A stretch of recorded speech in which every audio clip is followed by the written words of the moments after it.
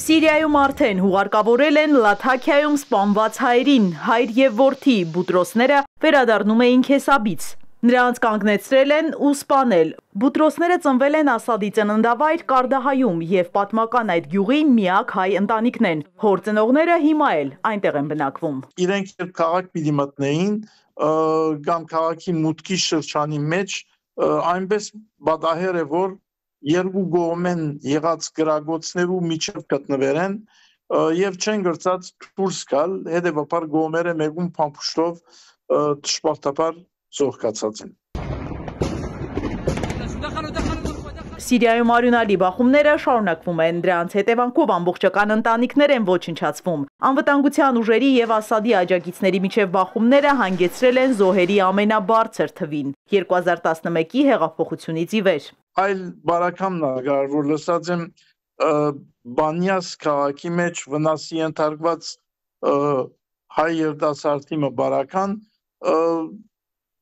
բայց փառքաստո, այսին մասնավոր առողջական հարց չկա։ Բախումները սկսվել են, երբ Ասադի կողմնակի զինյալները դարանակալել են անվտանգության ուժերին ու սպանել, դրանից հետո բռնությունների ալիքը տարածվել է ու թիրախ են դարձել նաև խաղաղ բնակիչները, այդ թվում ալավի փոքրամասնությունները, իրենց բնորոշ ձեռագրով ահաբեկիչները արյունոտ գործողությունները նկարում ու տարածում են։ Վայրագությունների ոճը նույնն է, փոխվել է միայն այն, որ նրանք հիմա իշխանություն են։ Սպանությունների հետևում կանգնած են տարբեր լուրերի, որոնք հանդվեցին Սուլեյման Շահ բրիգադներ, որը հայտնի էր իր դաժան իր վարուլակեփով։ Ֆորմալ մտել են, զինաթափվել են եւ իշխանության մի մաս էին կազմում, բանակի նոր, բայց այս դեպքերը ցույց տվեցին, որ ասացի ոչ թե տարալուծվել են, այլ ամբողջ կազմով տեղափոխվել ինչ որ մի ստորաբաժանում էին դարձել։ Ուշագրավ է, որ Սիրիայում ալավինների ջարդերի ֆոնին Ալ-Շարան խոստացել է պատժել արյունահեղության մեղավորներին։ Նրա խոսքով փորձ է արվում երկիրը ներքաշել քաղաքացիական պատերազմի մեջ։ Կհաջողվի Սիրիայի նոր ղեկավարին արագ հանգուցալուծել վիճակը, գլխավոր հարցն է։ Ստացվել է այդ պայթունավտանգ իրավիճակը, որը փորձ արվում է սանձելու, որպեսզի երկիրը չգնա դեպի այդ բաժանարար գծերով, ինչ շատ դժվար է լինելու գործող իշխանություններին։ Առանց այն էլ երկրում հանգիստ չէր, բավական էր միայն մեկ կրակոցը։ Չնշանակեր, թե երկիրը լրիվ վերակդած է իր գայուն ընթացքը, գայունությունը եւ հաջող կամ մեջ չեն բադահիր գայձեր,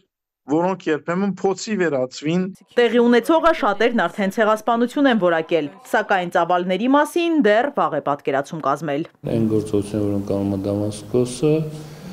կանում է այդ անցումային իշխանությունները, դրանք իմ կարծիքով բավարար չեն իրավիճակը կայունացնելու համար։ Հայաստանում այս պահին թեև ակտիվացել են մեր հայրենակիցներին թեժ տարածքներից տարհանելու մասին խոսակցությունները, սակայն մասնագետները շտապելու փոխարեն խորհուրդ են տալիս իրենց հարցնել, ուզում են արդյոք հեռանալ իրենց բնակավայրից։ Եթե կարիքը ունեն եւ անհրաժեշտություն ունեն գալու, պետությունը պետք է ինչ-որ միջոցառումներ կամ փաթեթներ ունենա միջոցառման։ Հավանականությունը մեծ է, որ վիճակը կբարդանա, ոչ բոլոր երկրներն են հակված այդտեղ միասնական տարածք տեսնել։ Իզաբելլա Հովհաննիսյան, Սիմիկ Մայիլյան, Էպիկենտրոն։